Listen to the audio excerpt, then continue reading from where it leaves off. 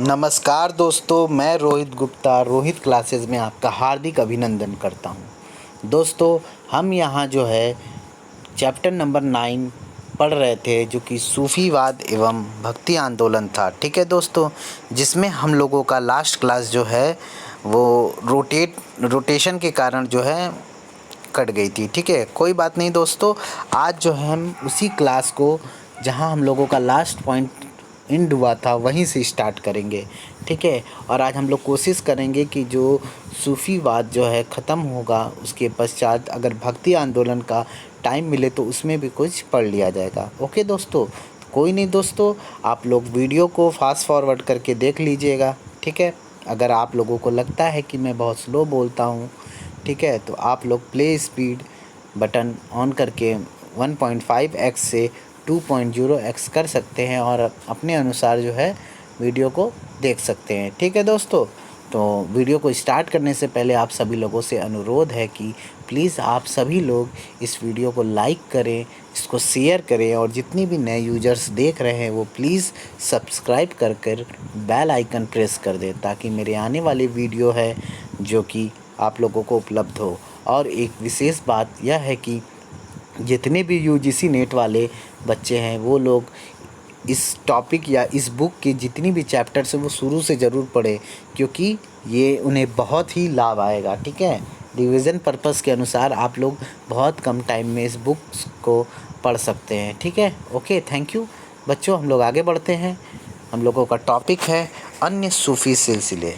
ठीक है, नंबर 1 रोशनिया सिलसिला। ठीक है, 16वीं शताब्दी में मियाँ बायज़ीद अंसारी ने रोशनिया आंदोलन की शुरुआत की। इन्हें बायज़ीद अफ़गान एवं पीर रोशन भी कहा जाता है। पश्तो साहित्य का विकास बायज़ीद अंसारी के खैर उल बयान से होता है। यही पश्तो भाषा में लिखी गई पहली पुस्तक थी। ठीक है, आगे देखते हैं, थोड़ा बड़ा कर लेते हैं। नंबर 2 कलंदरिया सिलसिला। इस सिलसिले के जनक जो हैं अब्दुल अज़ीज़ मक्की थे। इस सूफ़ी के विषय में प्रचलित है कि वह इब्राहिम के काल से अब तक जिंदा हैं। थोड़ा और बड़ा करते हैं।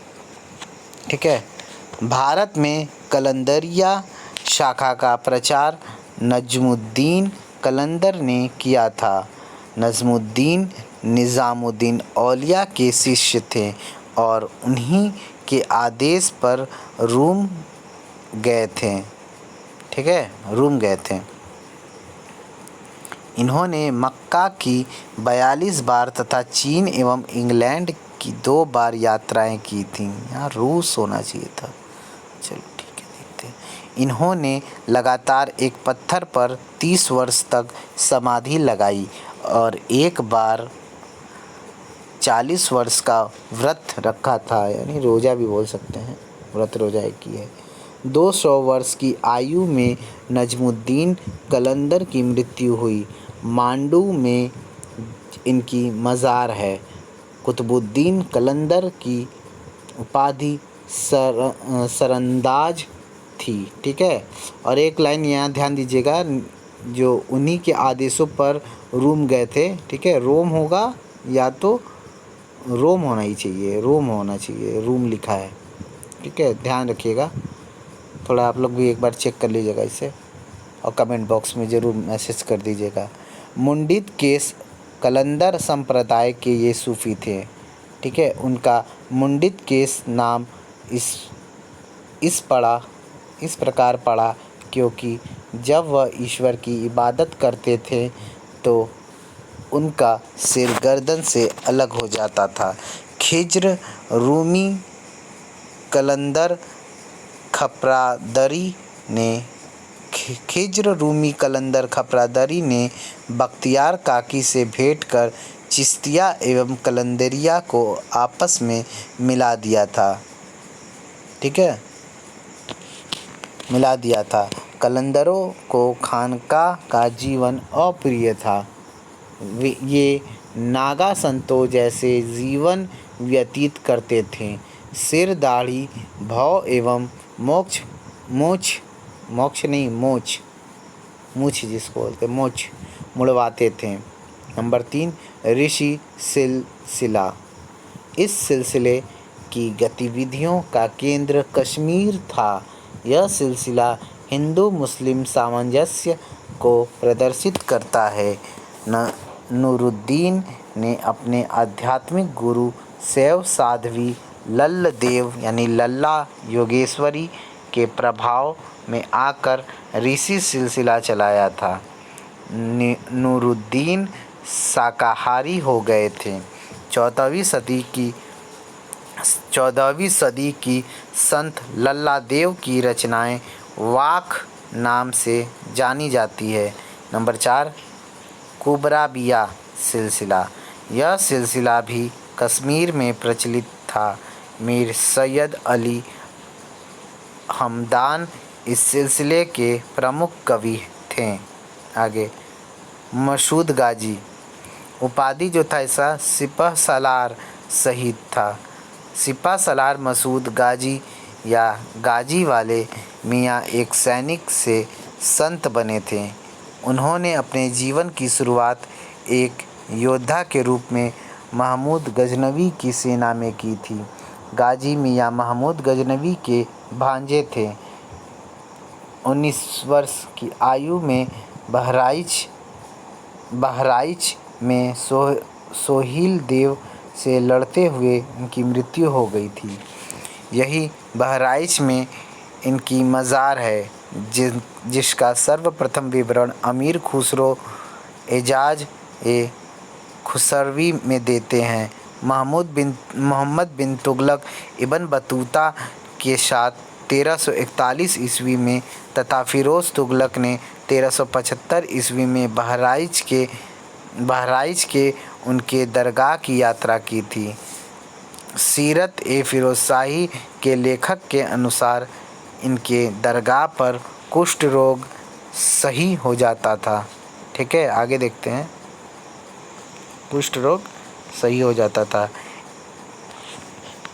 एक बार बंगाल के शासक हाजी इलियास ने स्वयं के कुष्ठ रोग के निदान हेतु इस दरगाह की यात्रा की थी।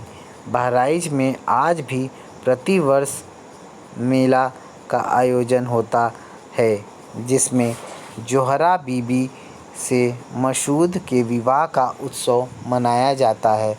सिकंदर लोदी ने इस उत्सव पर प्रतिबंध लगा दिया था। 1560 ईस्वी से 61 ईस्वी में अकबर इनकी मज़ार के उर्स में भेष बदलकर आम जनता के साथ सम्मिलित हुआ था। आगे देखते हैं 5वां पॉइंट,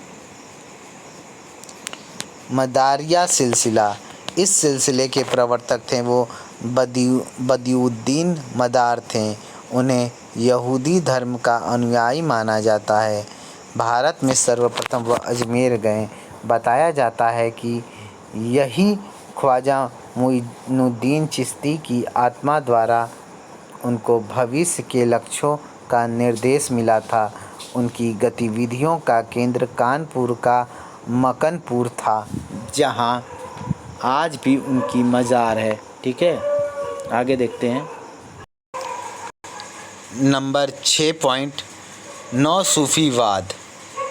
यह सिलसिला सिंध में प्रचलित था जिसके प्रवर्तक शाह करीम थे। बेदिल एवं बेकस इसी सिलसिले के थे, जिनके गीत सिंधी समाज में लोकप्रिय हैं। बुल्ले शाह इसी सिलसिले से संबंधित थे। बुल्ले शाह सभी धर्म ग्रंथों के भयंकर आलोचक थे। नंबर 7, महदवी आंदोलन। मुस्लिम मसीहा को महदी की संज्ञा दी जाती है। महदी लोगों की राजनीति में कोई रुचि नहीं थी।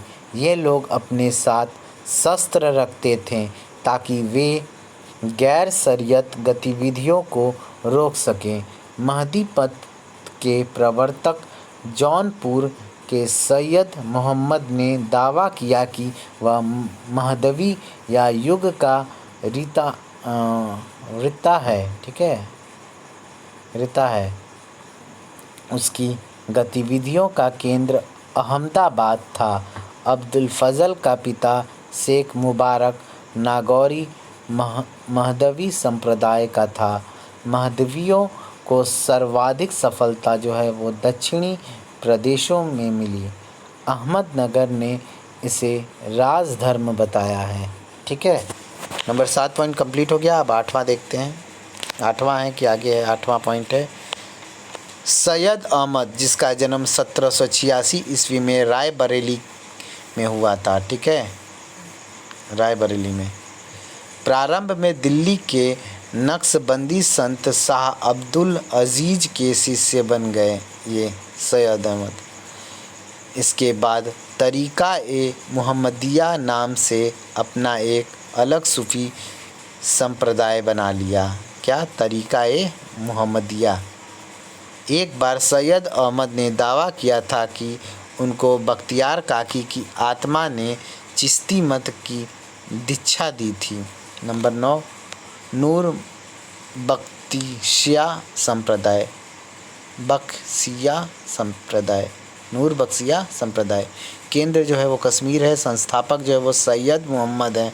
पुस्तक जो है वो फ़िक़्ह-ए-अहवाल नामक पुस्तक में इस संप्रदाय के विचार मिलते हैं, ठीक है। फ़िक़्ह-ए-अहवाल नामक पुस्तक में इस संप्रदाय के जो है वो विचार मिलते हैं। नूर बख्शियों को मिर्ज़ा हैदर दुगलत के काल में परेशानियों का सामना करना पड़ा, ठीक है, जिसने उन सब पर अत्याचार किया था। चूँकि नूर बख्शी शिया मतावलंबी थे, इसलिए वे मुहर्रम मनाते थे, ठीक है। आगे सूफ़ी देन में क्या था? पहला पॉइंट देखते हैं। सूफियों ने संगीत के विकास में योगदान दिया। मुइनुद्दीन चिश्ती संगीत को आत्मा का पौष्टिक आहार मानते थे। सूफी पीर बोधन अपने समय का दूसरा सर्वश्रेष्ठ संगीतज्ञ माना जाता था। सूफियों की संगीत सभा से भारत में ईरानी राग एवं रागनियों का विस्तार हुआ। कुछ नई संगीत यंत्रों जैसे सितार, तबला एवं नए संगीत राग जैसे एमन, घोर, साजगिरी आदि का जन्म हुआ। अमीर खुसरो ने कौल का प्रचलन करके चिश्ती संप्रदाय को एक विशिष्ट आकार दिया, ठीक है, विशिष्ट आकार दिया। आगे नंबर 2 भाषा एवं साहित्य के क्षेत्र में भी सूफियों ने अविस्मरणीय योगदान दिया। सूफियों की खानकाहों में ही उर्दू भाषा का जन्म हुआ। हुसैन शाह एवं बुल्ले शाह ने पंजाबी को समृद्ध किया। चिश्ती सूफी कुतुबन की मृगावती 1503 ईस्वी में हुआ। मंझन की मधुमालती एवं जायसी की पद्मावत, ये इन लोगों की रचना थी। मंझन की रचना जो थी वो मधुमालती था और जायसी का जो रचना था वो पद्मावत था। वो 1540 ईस्वी में आया, ठीक है। कान्हावत जो है अखरावट है। आखिरी कलाम एवं 12 मासा तथा नूर मोहम्मद जैसे सूफियों ने अवधी को अपने साहित्य के लेखन का आधार बनाया। तो मतलब अवधी जो भाषा था उसको अपने साहित्य का आधार बनाया था, ठीक है। आगे बादशाह जहांगीर के समकालीन जो चिश्ती सूफी उस्मान ने 1613 ईस्वी में चित्रावली नामक प्रेम काव्य की रचना की थी, ठीक है। तो जहांगीर के समकालीन जो थे चिश्ती उस्मान जो थे वो 1613 ईस्वी में जो है चित्रावली नामक प्रेम काव्य की रचना करते हैं। नंबर 3 सूफियों में देखते हैं 3 पॉइंट। सूफियों ने नगरीकरण की प्रक्रिया को अपने ढंग से प्रोत्साहित किया था। सूफियों ने अपने खानका जंगलों में बनवाया था, जैसे बाबा फरीद ने अजोधन यानी पंजाब में, निज़ामुद्दीन औलिया ने ग्यासपुर यानी दिल्ली में तथा सुहरावर्दी शेख जमालुद्दीन ने बंगाल के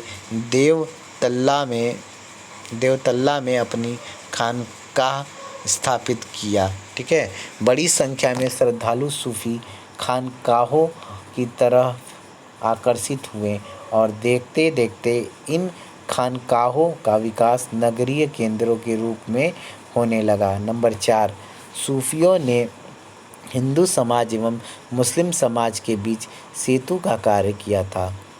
एक समन्वित संस्कृति यानी गंगा यमुना तहजीब के विकास में योगदान दिया था। इन्होंने भारत में धार्मिक उदारता को बढ़ावा देने में उल्लेखनीय योगदान दिया था। जैसे दिल्ली के सूफी यारी साहब 1668 ईस्वी से 1725 ईस्वी तक जीवन पर्यंत सांप्रदायिक संकीर्णता से मुक्त रहे।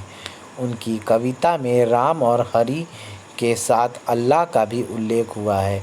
उनका कथन है, आँखों में गुरु के चरणों की धूल का लेप काजल के समान होना चाहिए। स्त्री एवं पुरुष दैवी प्रेम के सागर में बुलबुलों की तरह होते हैं।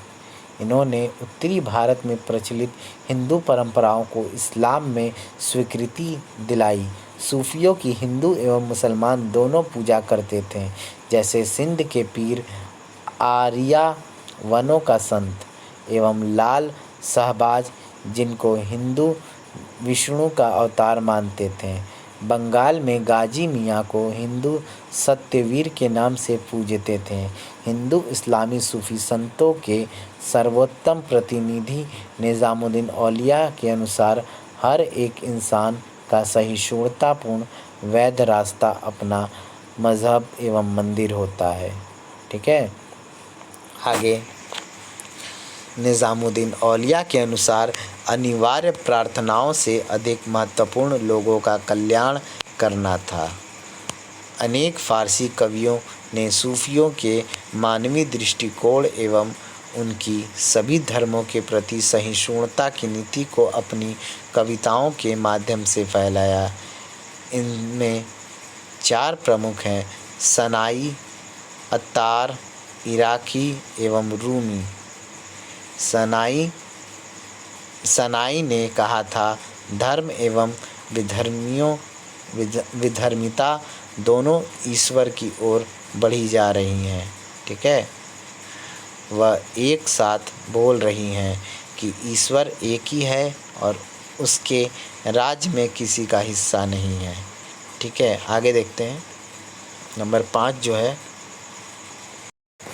हाँ तो यही था। नंबर 5 जो है, इन्होंने इस्लाम धर्म में धर्मांतरण को, हालांकि इससे इनका कोई सरोकार नहीं होता था कि शिष्य किस जाति का है, भी प्रोत्साहन देकर भारत में मुस्लिम शासन का सामाजिक आधार निर्मित करने का प्रयास किया था। ठीक है, इतिहासकार अल-बरूनी बताते हैं कि हिंदू उन चीज़ों को ग्रहण नहीं करते थे जो मुस्लिमों के आग या पानी के संपर्क में आ जाती थी। दरअसल तुर्की आक्रमण ने भारतीय जनता के मन में इस्लाम की एक क्रूर छवि निर्मित की थी। वहीं सूफियों ने भारतीय जनता के सम्मुख इस्लाम की एक मानवीय छवि प्रस्तुत की। अतः हम ऐसा कह सकते हैं कि भारत में इस्लाम के विस्तार, लोकप्रियता एवं स्वीकृति का जो कार्य निरंकुश सुल्तानों की तलवारों ने नहीं कर पाई, उसे बड़ी ही सहजता के साथ सूफी विचारों ने कर दिया। आगे चलकर अकबर ने सूफी सहिष्णुता की वहदत उल वजूद विचारधारा को अपनी धार्मिक नीतियों का आधार बनाया। सर यदुनाथ सरकार का कथन है कि भक्ति आंदोलन और सूफी दर्शन ने शासकों एवं शासितों को समीप ला दिया था। आगे देखते हैं। ठीक है, आगे हमारा कहाँ, पेज नंबर 18 था, बार बार हट जा रहा है। पेज नंबर 18, हाँ तो यहाँ आ गया। हाँ, अब ये हम लोगों को पढ़ना है। ठीक है, यही था क्रमांक और सिलसिला और प्रचारक। ठीक है, क्रमांक में क्रमांक नंबर 1 चिश्ती, सिलसिला क्या था, चिश्ती, मोइनुद्दीन चिश्ती, हमीदुद्दीन नागौरी, बख्तियार काकी, बाबा फरीद, निजामुद्दीन औलिया, नसीरुद्दीन, चिराग देहलवी और कुतुबन, ये जो थे चिश्ती सिलसिले के थे। ठीक है, ये देखिए हम लोग ऊपर पढ़ चुके हैं। ठीक है, अभी जो है ये शॉर्ट नोट टाइप का है, इसमें हम लोग याद रखेंगे कि कौन कौन व्यक्ति जो थे वो किस किस संप्रदाय से सम्मिलित थे। ठीक है, आगे देखते हैं सुहरावर्दी। नंबर 2 सुहरावर्दी, बहाउद्दीन जकारिया, सदुद्दीन, आरिफ, शेख रकनुद्दीन, हमीदुद्दीन नागौरी, सैयद जलालुद्दीन जहानिया, जहाँगस्त, एक ही थे, सैयद जलालुद्दीन जहानिया, जहाँगस्त, ये एक ही व्यक्तित्व थे। शेख मूसा, शाहदौला दरियाई। ठीक है, ये सुहरावर्दी संप्रदाय के थे या सिलसिला के थे। सतारी, शेख बुद्धन, ये सतारी के थे। शेख फूल थे।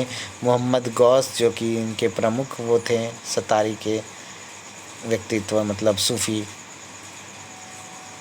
नेक्स्ट है फिरदौसिया, सरफुद्दीन यहिया मनिहारी, सरफुद्दीन यहिया मनिहारी, ये फिरदौसिया सिलसिले के थे।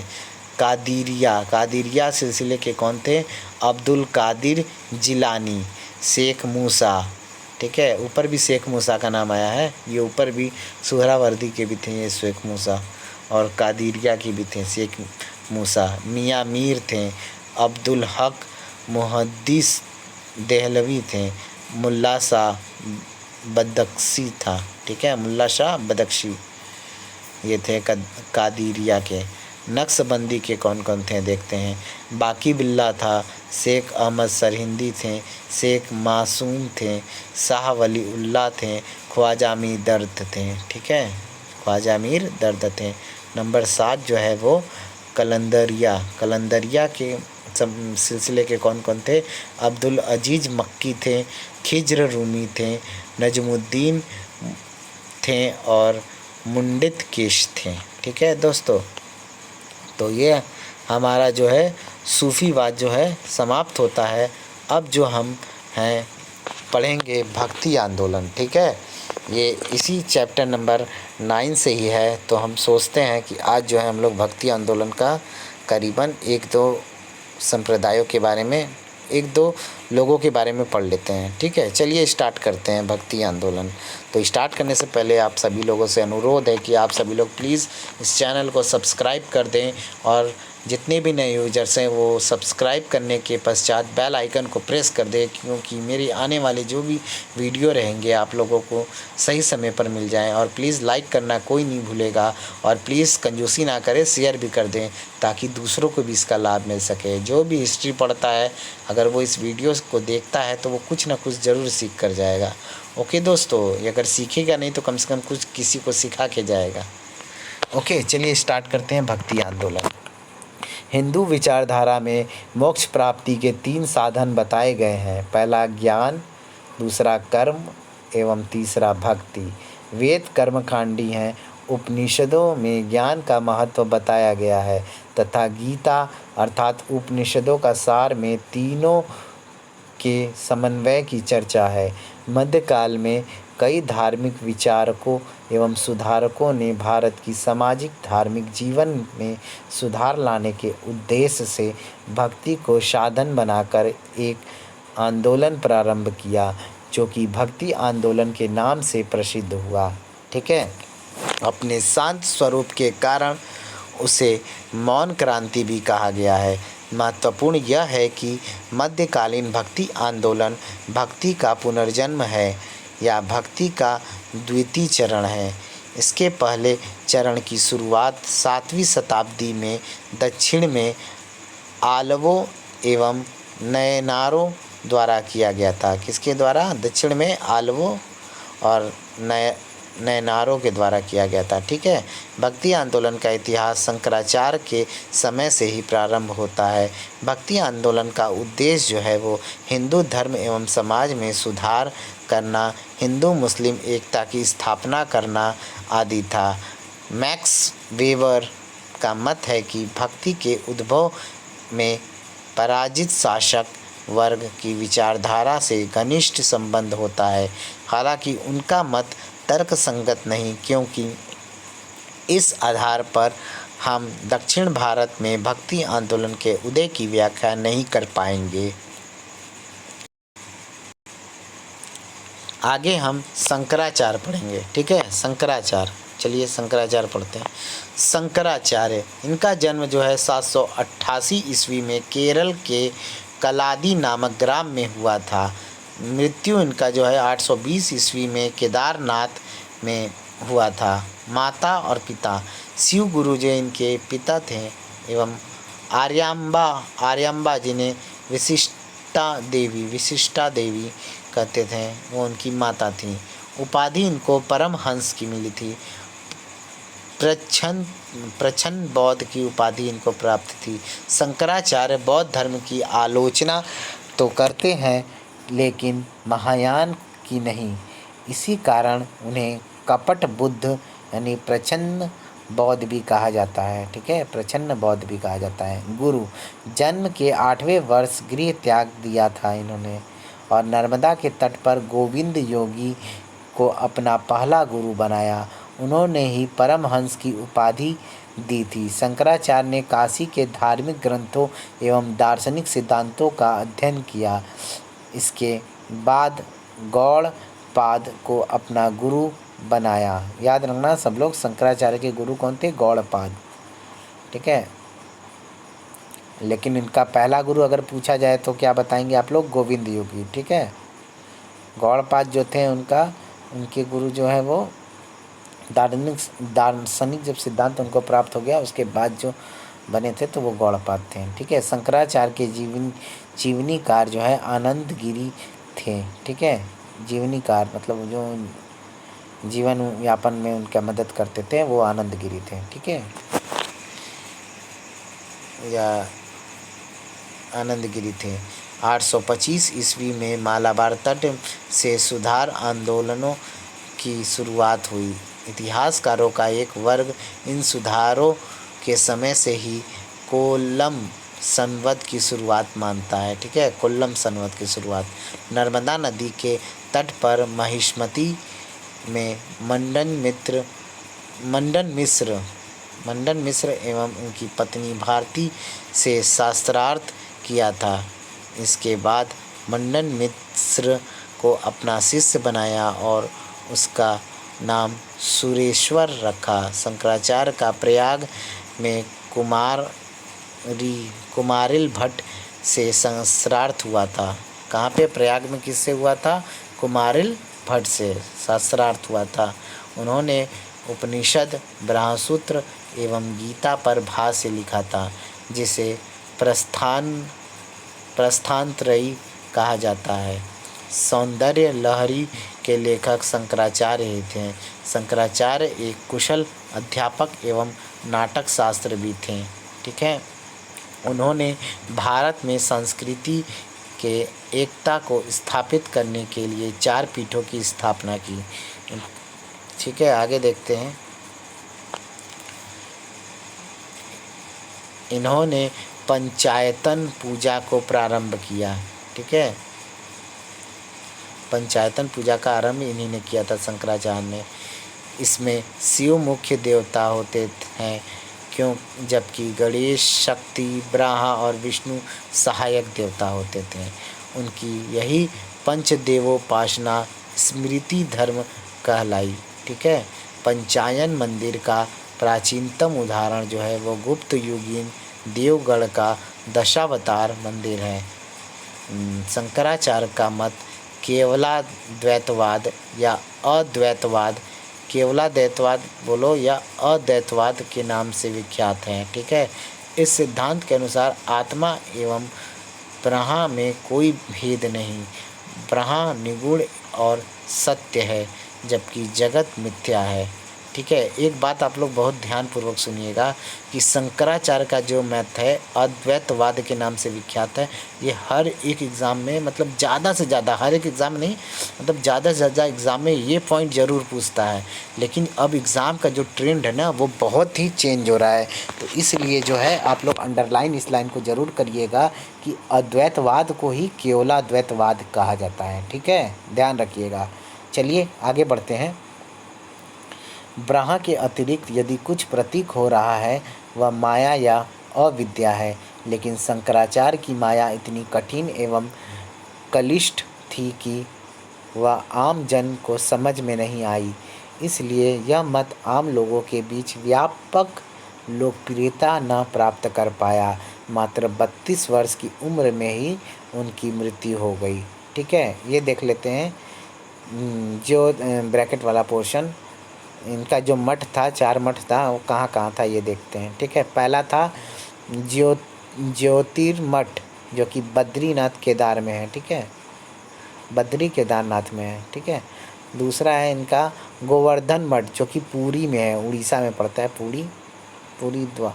और तीसरा जो है वो शारदा मठ, ये है आपका द्वारका में है। ठीक है, ध्यान दीजिएगा, शारदा मठ कहाँ है इनका, द्वारका में है। गोवर्धन मठ कहाँ है, वो पुरी में है।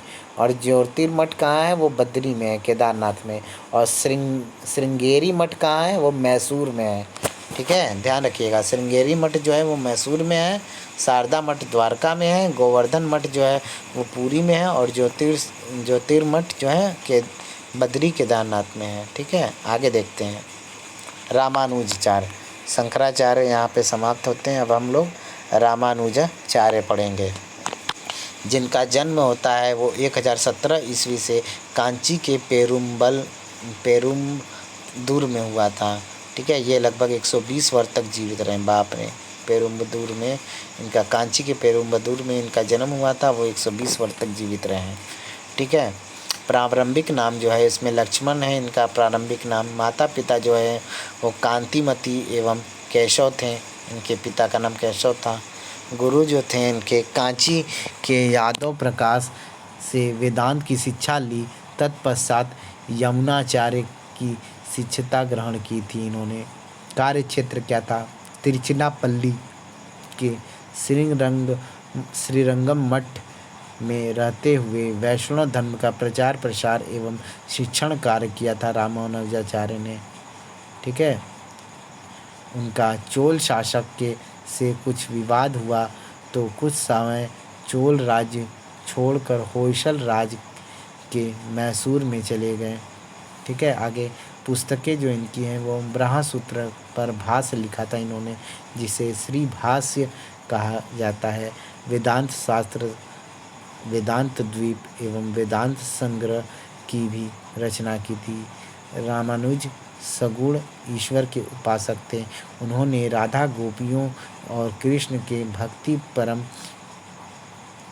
प्रेम संबंधों को दार्शनिक आधार पर व्याख्यायित किया था। इन्होंने विशिष्टाद्वैतवाद सिद्धांत का प्रतिपादन किया था। ठीक है, विशिष्टता द्वैतवाद के सिद्धांत का प्रतिपादन किया था, और वो क्या किए थे, अद्वैतवाद का। ठीक है, ध्यान रखिएगा। कौन, शंकराचार्य। रामानुजाचार्य के बाद श्री वैष्णव संप्रदाय बड़कले एवं तेकले में विभाजित हो गया। ठीक है, आगे नाथ संप्रदाय, प्रवर्तक मत्स्येंद्र नाथ। ठीक है, 10वीं शताब्दी में मुख्य केंद्र जो था वो पेशावर था। 11वीं शताब्दी में बाबा गोरखनाथ इससे जुड़े और इसका अत्यधिक प्रचार प्रसार किया। इस संप्रदाय में 9 नाथों को दिव्य पुरुष माना जाता है, नाथ संप्रदाय में। ठीक है, माना गया है। इनके क्रियाकलाप वज्रयानियों से मिलते हैं। साधना पद्धति में नारियों का प्रमुख स्थान है। नाथपंथियों ने सूफियों को हठ योग का अभ्यास कराया। नाथपंथी लोग अपने केंद्र पेशावर से समूचे पश्चिम एवं मध्य एशिया में भ्रमण करते थे। निम्बार्काचार्य, ठीक है। आगे उपाधि जो है सुदर्शन चक्र का अवतार इन्हें कहा गया। सिद्धांत जो है वेद या द्वैताद्वैत मत का प्रतिपादक कहा गया, ठीक है, द्वैताद्वैत मत का। संस्थापक जो है वो सनक संप्रदाय की स्थापना किया था, ठीक है, सनक संप्रदाय की। पुस्तकें क्या थी? सिद्धांत रत्न एवं वेदांत पारिजात सौरभ इनकी प्रसिद्ध रचनाएं हैं, ठीक है। निम्बार्काचार्य तैलंग ब्राह्मण थे और रामानुज के समकालीन थे। इनका जन्म तो तमिलनाडु के बेल्लारी निम्बापुर में हुआ था, परंतु कार्य क्षेत्र वृंदावन था। इनका एक नाम भास्कर भी था। निम्बार्काचार्य राधा एवं कृष्ण के उपासक थे। इन्होंने शंकराचार्य के द्वैतवाद एवं रामानुजाचार्य के विशिष्टाद्वैतवाद को मिलाकर द्वैतवाद सिद्धांत का प्रतिपादन किया, ठीक है। इन्हीं दोनों से प्रेरणा लेके ये द्वैतवाद सिद्धांत का प्रतिपादन करते हैं, ठीक है। अब हम पढ़ते हैं माधवाचार्य, ठीक है। माधवाचार्य पढ़ेंगे। उपाधि जो है पूर्ण प्रज्ञ है, आनंद तीर्थ है। पूर्ण प्रज्ञ आनंद तीर्थ। सिद्धांत है स्पष्ट द्वैतवाद या स्वतंत्रवाद, ठीक है, स्वतंत्रवाद। संस्थापक हैं ब्राह्म संप्रदाय। माधवाचार्य का जन्म उडुपी में हुआ था। आप अद्वैतवाद एवं विशिष्टाद्वैतवाद दोनों के विरोधी थे और स्पष्ट द्वैतवाद के समर्थक थे, ठीक है। ये जो हैं अद्वैतवाद और विशिष्टाद्वैतवाद दोनों के ये विरोधी थे और स्पष्ट मतलब द्वैतवाद जो था वो उसके समर्थक थे, ठीक है, ध्यान रखिएगा। माधवाचार्य ने वैष्णव धर्म से संबंधित 36 पुस्तकों की रचना की। ब्राह्म संप्रदाय का कहना है कि उनके मत के आदि गुरु ब्रह्मा है, ठीक है, ब्रह्मा है या ब्रह्मा है। रामानंद, आगे हम पढ़ेंगे रामानंद। संप्रदाय वैरागी संघ का गठन किया था। विशेष ये पहले ऐसे संत हैं जिन्होंने हिंदी में अपना उपदेश दिया। वास्तव में मध्य युग का धार्मिक आंदोलन रामानंद से ही प्रारंभ होता है, ठीक है, कहा भी गया है। भक्ति द्राविड़ उपजी लाए रामानंद। भक्ति द्राविड़ उपजी लाए रामानंद। प्रगट कियो कबीर ने 7 द्वीप 9 खंड। प्रगट किए कबीर ने 7 द्वीप 9 खंड, ठीक है। रामानंद का जन्म तो प्रयाग में हुआ था, लेकिन वास काशी में करते थे, ठीक है, रहते थे काशी में।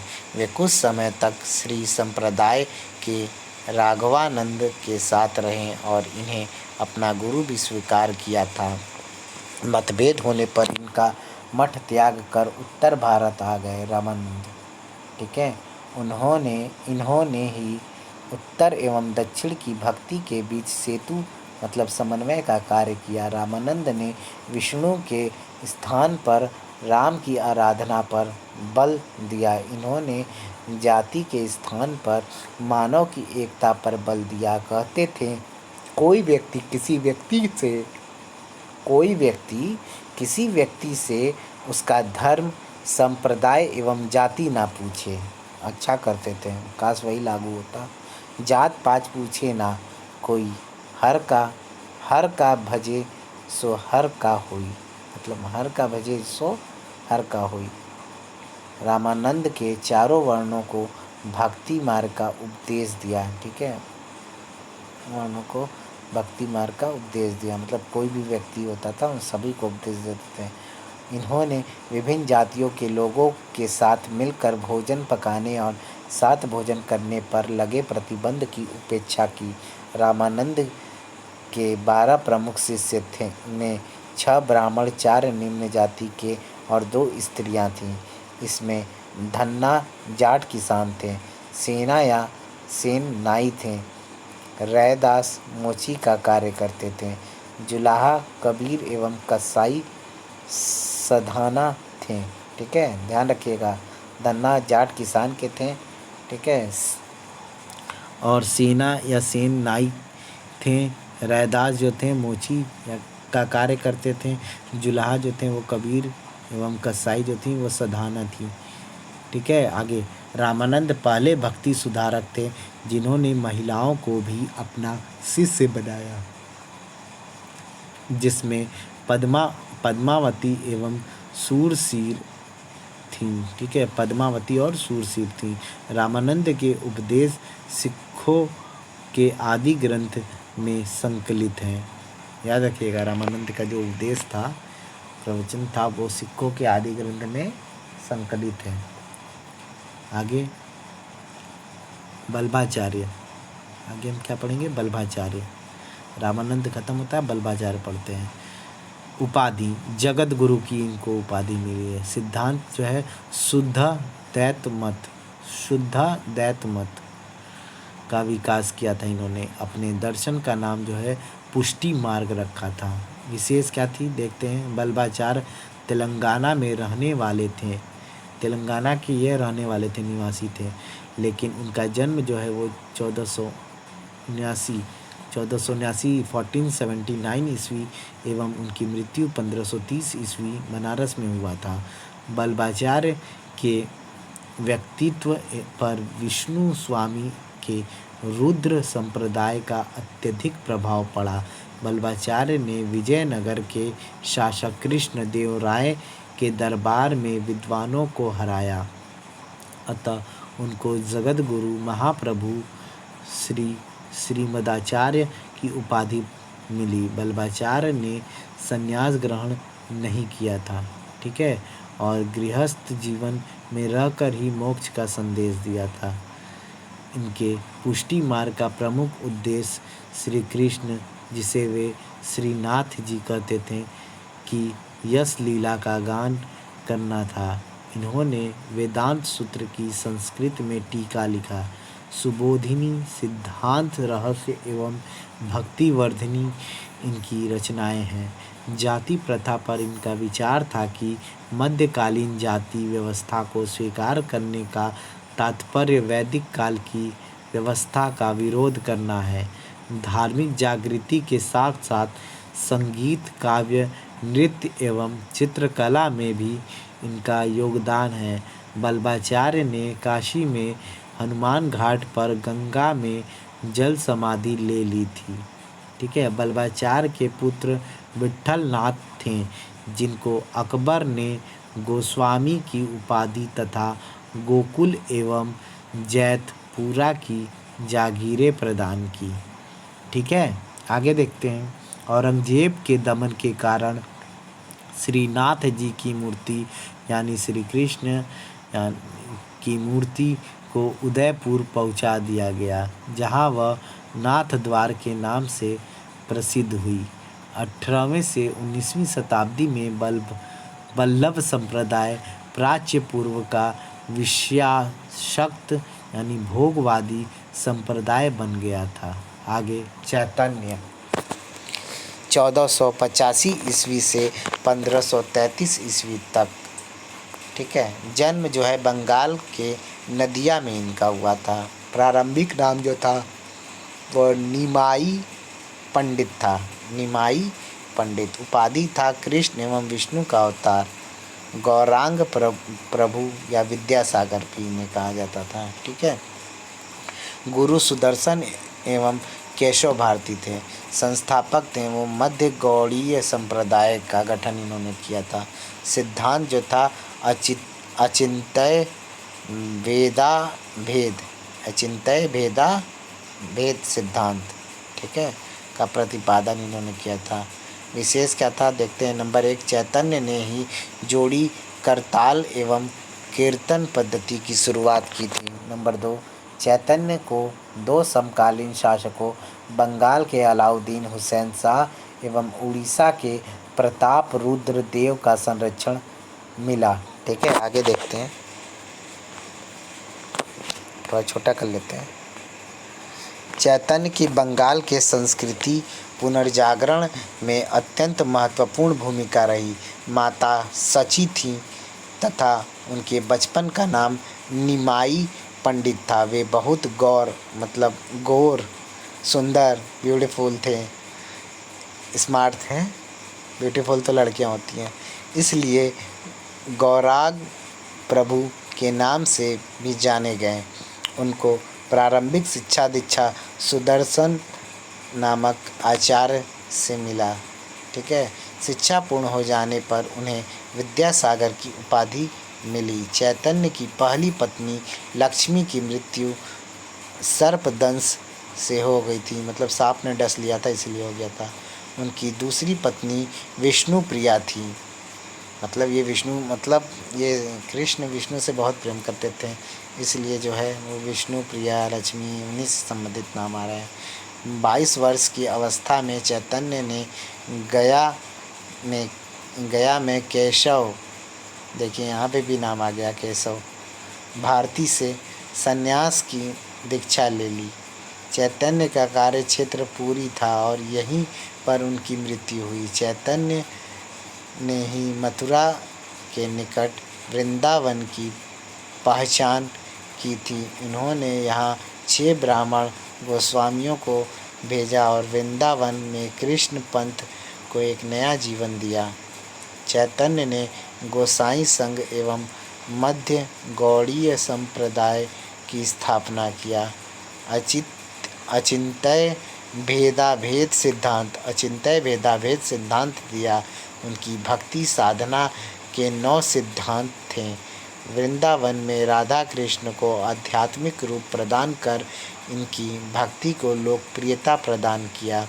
भक्त कवियों में चैतन्य एकमात्र थे जिन्होंने मूर्ति पूजा का विरोध नहीं किया।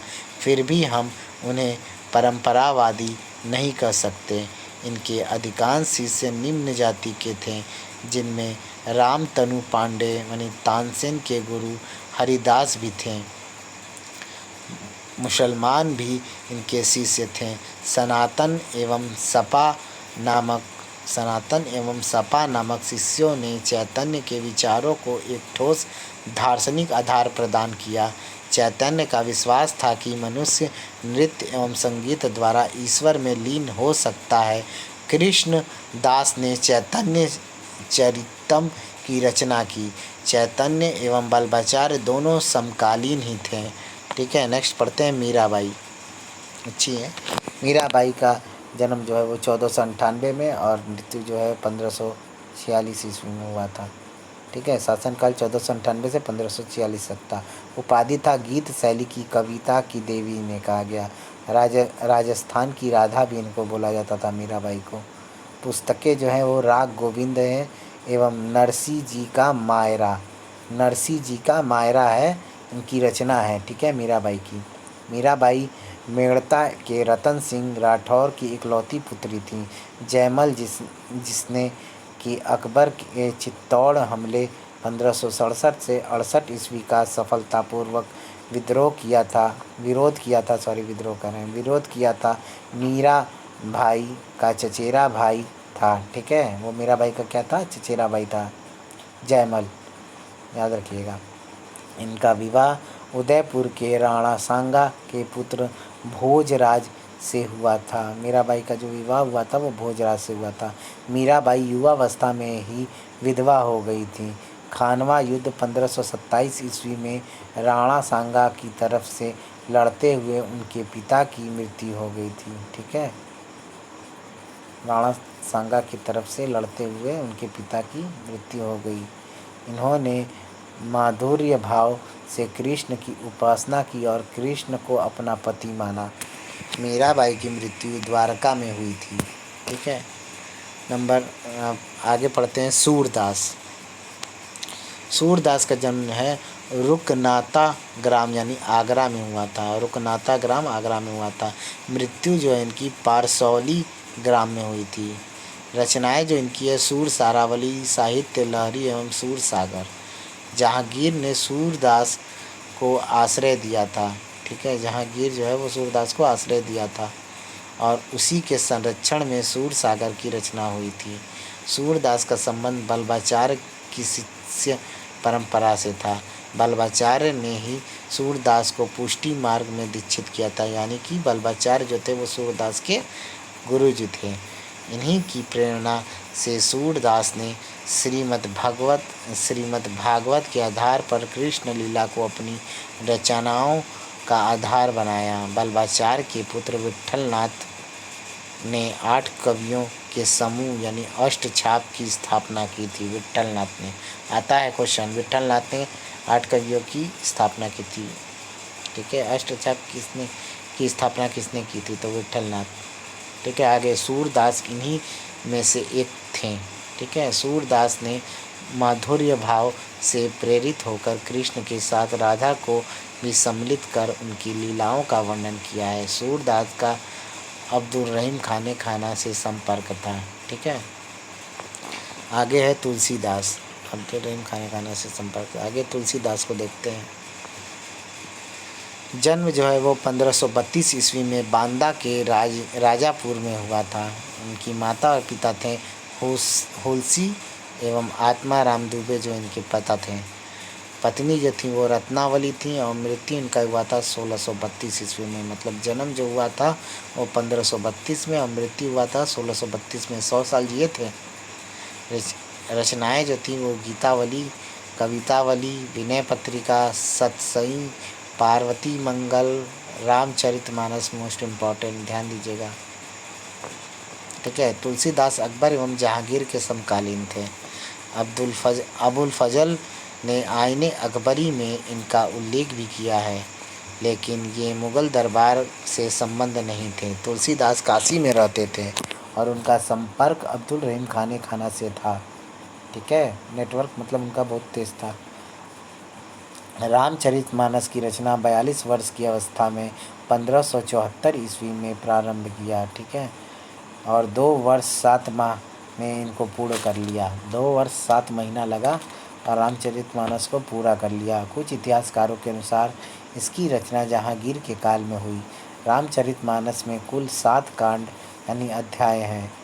जॉर्ज ग्रियर्सन एवं स्मिथ ने इसे हिंदू धर्म का बाइबिल बताया है। ठीक है, जबकि बाइबल तो आप सभी लोग को पता ही है, हिंदू धर्म में गीता है, श्रीमद् भगवद गीता है। हिंदू धर्म का बाइबल बताया था किसने? जॉर्ज ग्रियर्सन एवं स्मिथ ने। ये अंग्रेज लोग अब हम लोग को बताएंगे कि हम लोग का बाइबल क्या है। हद है। शंकर देव उपाधि नारंग देव असम का चैतन्य संस्थापक। एक शरण संप्रदाय की स्थापना की थी शंकर देव ने। ठीक है, शंकर देव की गतिविधियों का केंद्र जो है असम था, कामरूप एवं कुछ बिहार था। ठीक है, इनके संप्रदाय को महापुरुषीय धर्म के नाम से भी जाना जाता है। इस संप्रदाय में भागवत पुराण को मंदिर की वेदी पर रखकर उसकी पूजा की जाती थी, इसीलिए इसे भगवती धर्म भी कहा गया। शंकर देव ने वरगीत परंपरा को जन्म दिया था। अकेले कृष्णा मार्गी संत हैं। ठीक है, अकेले कृष्ण मार्गी संत हैं जिन्होंने मूर्ति के रूप में कृष्ण का विरोध किया। शंकर देव ने नाम घोरा, प्रार्थना गृह एवं सत्र मठ की स्थापना की। कीर्तन घोष उनकी प्रमुख रचना है। ठीक है, अन्य महत्वपूर्ण तथ्य देखते हैं।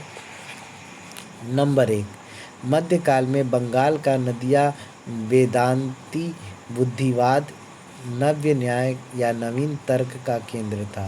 नंबर 2, ओरछा के केशव दास, रामचंद्रिका, कवि प्रिया, रसिक प्रिया अलंकार मंजरी, विज्ञान गीत, जहांगीर जस चंद्रिका के लेखक थे।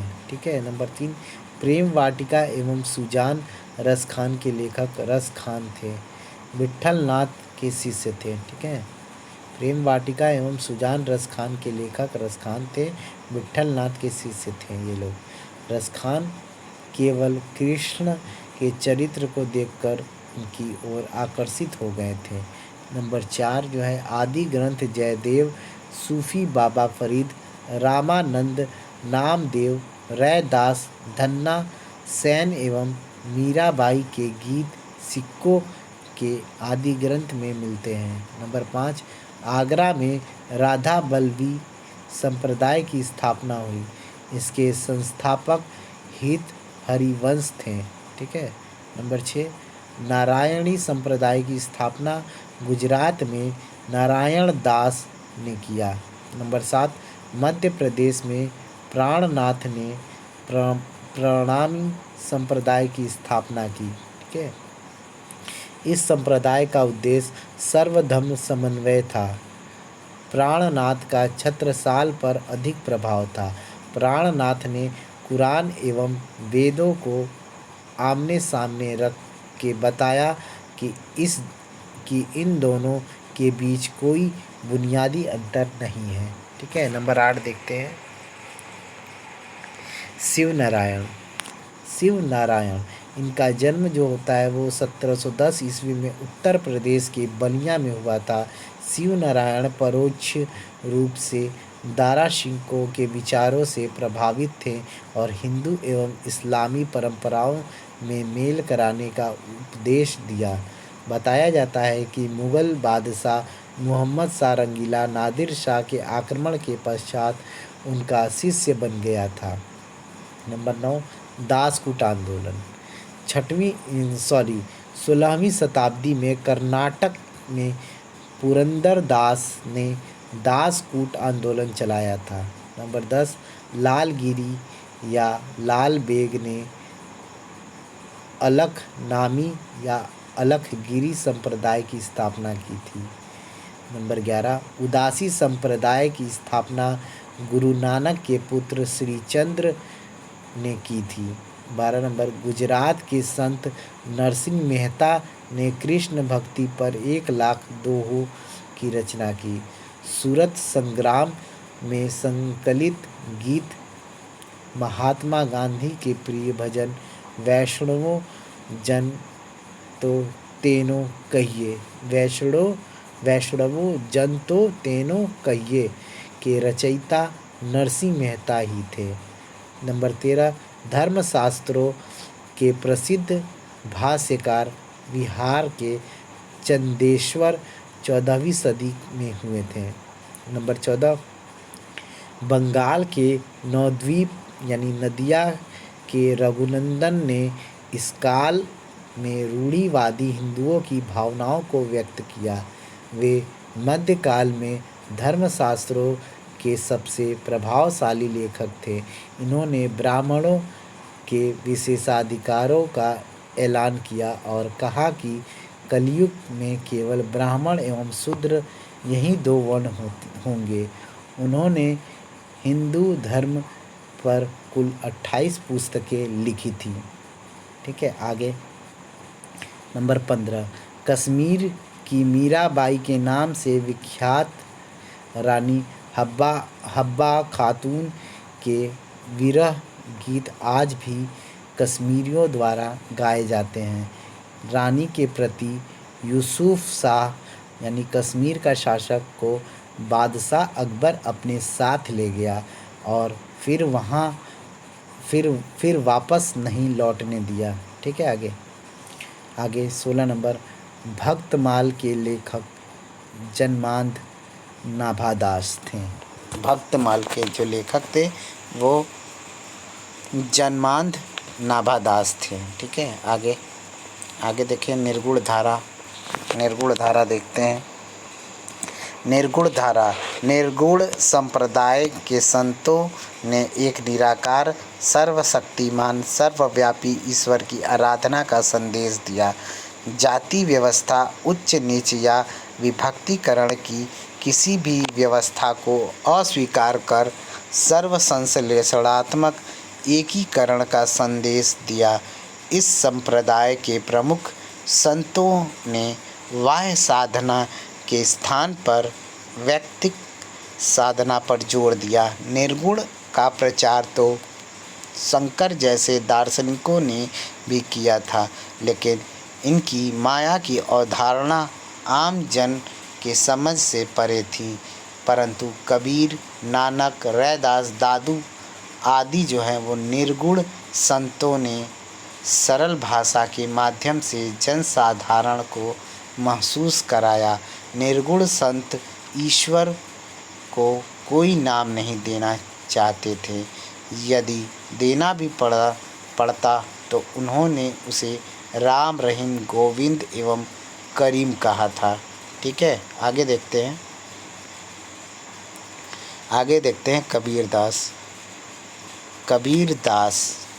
कबीरदास बहुत ज़्यादा प्रसिद्ध हुए थे। ठीक है, देखते हैं। कबीर अरबी भाषा का शब्द है जिसका अर्थ है महान। ठीक है, रचनाएं जो थी वो शबद, साखी और रामायणी थी। कबीर के शिष्य भागोदास ने उनकी रचनाओं को बीजक के रूप में संकलित किया था। ठीक है, कबीर की रचनाओं को किस में संकलित किया गया था? बीजक में। तो किसने किया था? वो भागोदास थे। ठीक है, ध्यान रखिएगा। अमर मूल नामक ग्रंथ में कबीर एवं उनके शिष्य धर्मदास के संवादों का संकलन है। कबीर की कुछ रचनाओं को उलट बासी यानी उल्टी कही उक्तियाँ के नाम से जाना जाता है। कबीर के गुरु जो थे वो रामानंद थे। कबीर ने प्रसिद्ध सूफी शेख तकी से भी दीक्षा ली थी। वे सिकंदर लोदी के समकालीन थे। कबीर जो थे वो सिकंदर लोदी के समकालीन थे। 17वीं सदी के सूफी ग्रंथ मिरात उल असरार में कबीर को फिरदौसी सूफी कहा गया है। ठीक है, एक बात आप लोग ध्यान रखिएगा कि जो संत थे ना वो किसके समकालीन थे। ये ज़रूर बातों को पॉइंट नोट कर लीजिएगा, पूछता बहुत तेज़ी से है ये चीज़। ठीक है, बड़े बड़े एग्ज़ामों में तो एकदम चुन के ऐसे लाइंस को पूछता है कि सिकंदर लोदी के समकालीन कौन थे, तो कबीरदास थे। ध्यान रखिएगा। अबुल फजल ने कबीर को मुवाहिद यानी एकेश्वरवादी बताया है। उनका पुत्र कमाल एवं उनकी पुत्री कमाली थी। अच्छा नाम था, कमाल और कमाली। कबीर मूर्ति पूजा के विरोधी थे। आगे इनका कहना था पाहन पूजे हरि मिले तो मैं पूजूं पहाड़। पाहन पूजे हरि मिले तो मैं पूजूं पहाड़। ताते तो चकिया भली पीस खाए संसार। ठीक है, कबीर का कहना था ना मैं मंदिर ना मैं मस्जिद ना काबे कैलाश में मैं तो रहूं शहर के बाहर मेरी कुटी मवास में। ठीक है, मेरी कुटी मवास में। कबीर ने जाति पाति के बंधनों को अस्वीकार कर दिया। इनका मत था आरंभ में ना कोई तुर्क था और ना कोई हिंदू, ना कोई नस्ल और ना कोई जाति थी। ये लोगों के बीच समरसता एवं भाईचारे का भाव स्थापित करना चाहते थे। बात तो सही है, कबीरदास से हम पूर्णतः सहमत हैं। पोथी पड़ी जग मुआ पंडित भया न कोई। ठीक है, कबीरदास की एक वाणी है, ये पढ़ लेते हैं। आरंभ में ना कोई तुर्क था, ये तो हम पढ़ ही लिए हैं। ये लोगों को भी समझता एवं भाईचारे को स्थापित करना चाहते थे। ठीक है, अब इसका कोटेशन पढ़ लेते हैं। पोथी पड़ी जग हुआ पंडित भया न कोई, ढाई अक्षर प्रेम का पढ़े सो पंडित होए। ठीक है, बहुत अच्छी लाइन थी। कबीर ने सती प्रथा एवं बाल विवाह के विरुद्ध आवाज़ भी उठाई थी। कबीर ने ईश्वर की एकता पर बल दिया। वे उसे राम, हरि, गोविंद, अल्लाह, साईं और एवं साहिब कहते थे। इनका मत था कि मनुष्य को परिश्रम द्वारा उतना ही धन अर्जित करना चाहिए जितना उसके उपयोग के लिए आवश्यक हो। लेकिन आज के समय में ऐसा नहीं है। जितना आ रहा है आने दो भैया, जाना नहीं चाहिए। सही अर्थों में कबीर यहाँ साम्यवादी नज़र आते हैं। इनका मत था, साईं इतना दीजिए जामे कुटुंब समाए, साईं इतना दीजिए जामे कुटुंब समाए, मैं भी भूखा ना रहूं साधु ना भूखा जाए। ठीक है, इनका कहना था कि साईं इतना दीजिए जामे कुटुंब समाए, मैं भी भूखा ना रहूं और साधु भी भूखा ना रहे। मतलब उतना ही कमाइए जितना आपके लिए आवश्यक है। ठीक है, और मैं भी भूखा ना रहूं और जो साधु है वो भी भूखा ना जाए मेरे कारण। ठीक है, आगे देखते हैं। नानक बहुत फेमस है। नानक जन्म जो उनका होता है वो 1469 ईस्वी को तलवंडी, जो आज का ननकाना है, पाकिस्तान में है, वहाँ हुआ था। इनकी मृत्यु जो होती है वो 1538 ईस्वी को करतारपुर में हुआ था। ठीक है, ननकाना तलवंडी वही ना है भाई, गुरु नानक का वो जन्म स्थान।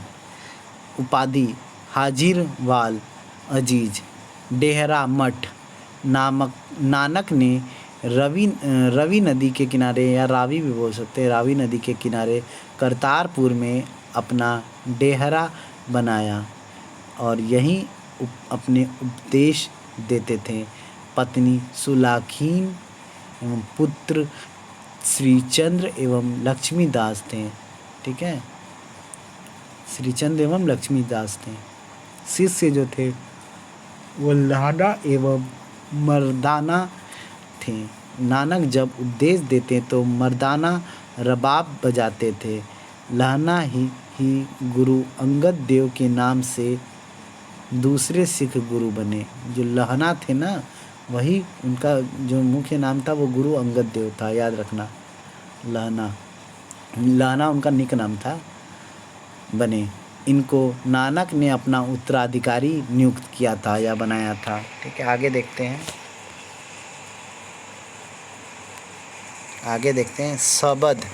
नानक ने अपने विचार पंजाबी भाषा में शबद के माध्यम से प्रस्तुत किया था। विशेष क्या है ये देखते हैं। नानक ने मुक्त सामुदायिक रसोई, जिसे गुरु का लंगर कहा जाता है, उसकी शुरुआत की थी।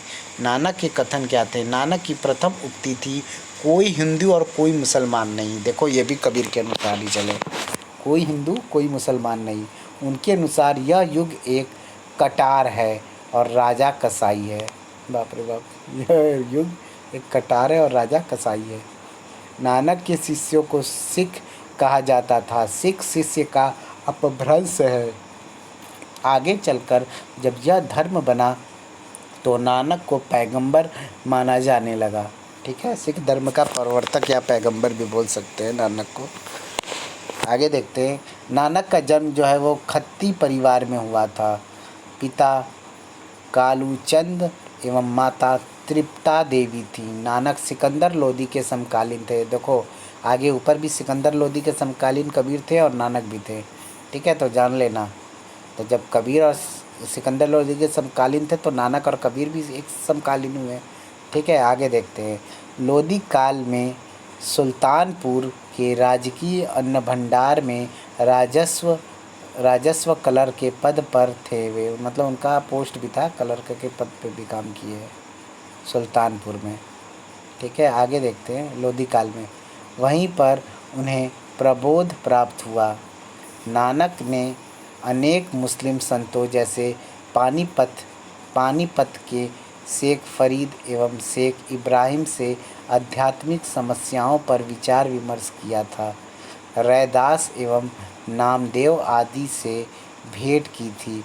इन्होंने बर्मा, मिस्र, मक्का मदीना, तुर्किस्तान, चीन एवं श्रीलंका की यात्रा की थी। इन्होंने मक्का मदीना की लगभग 3 बार यात्रा की थी। ठीक है, आगे लिखा होगा तो ठीक है ना, तो जान लीजिए। मैंने पढ़ा था क्लास 6 के बुक में। 3 बार इन्होंने मक्का मदीना का यात्रा किया था। चलिए आगे देखते हैं। श्रीलंका की यात्रा की थी। 30 वर्षों की अवधि में उन्होंने देश का 5 बार चक्कर लगाया, जिसे उदासीस कहा जाता है। जब लोधी वंश का पतन हुआ और बाबर सत्तारूढ़ हुआ तो इस समय नानक की प्रसिद्धि अपने चरम पर थी। नानक बाबर एवं हुमायूं के भी समकालीन थे।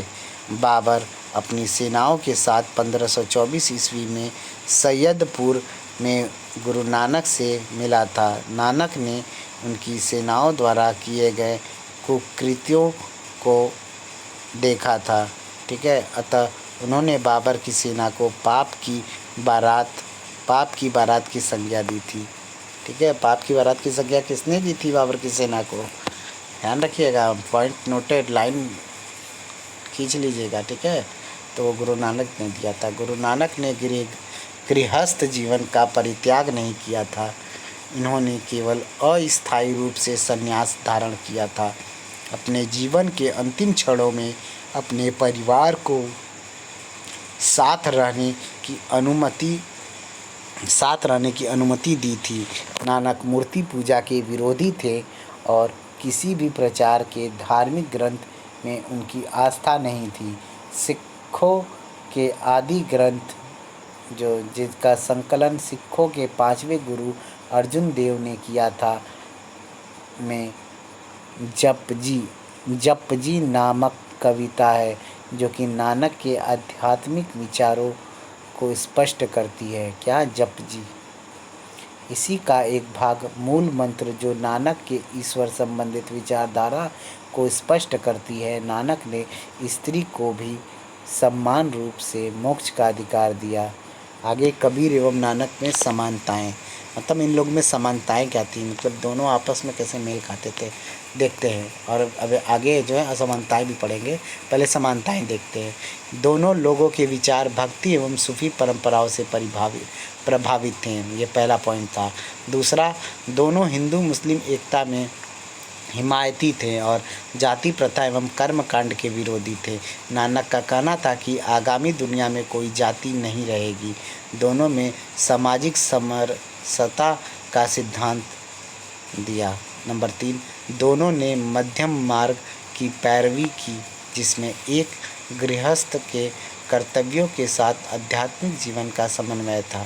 दोनों लोगों ने गृहस्थ जीवन का परित्याग नहीं किया। नंबर 4, दोनों लोग एकेश्वरवादी थे। नानक ने ईश्वर को अकाल पुरुष यानी अनंत एवं अनादि कहा, तो कबीर ने राम एवं रहीम कहा।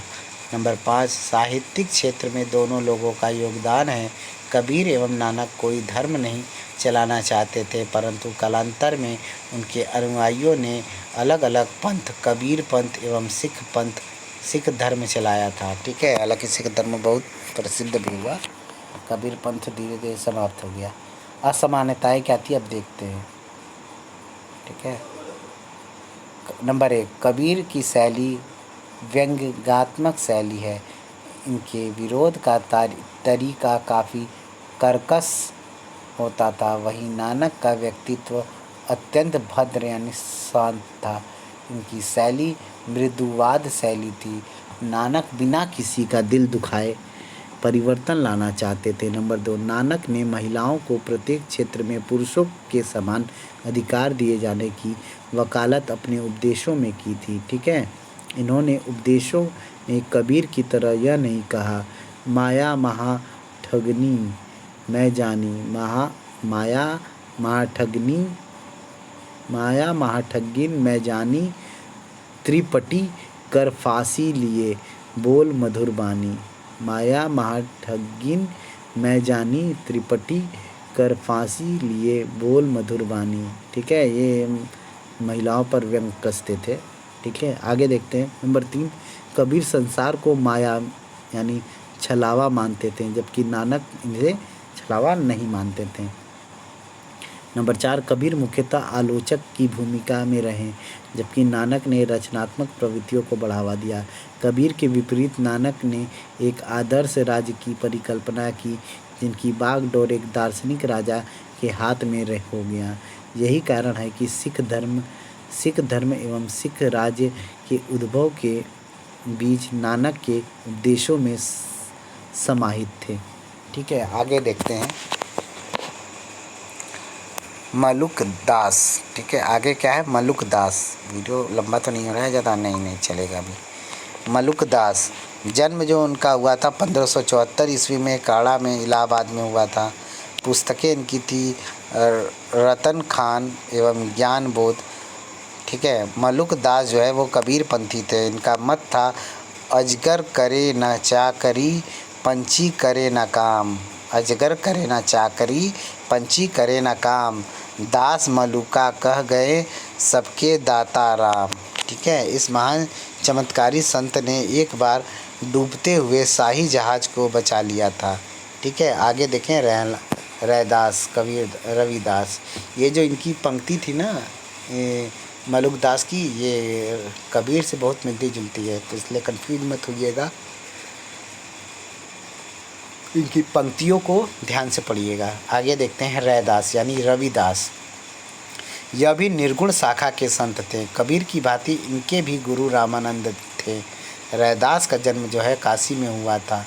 मेवाड़ की रानी झाली एवं मीराबाई ने इनको अपना गुरु स्वीकार किया था। रैदास का कहना था, मन चंगा तो कटौती में गंगा।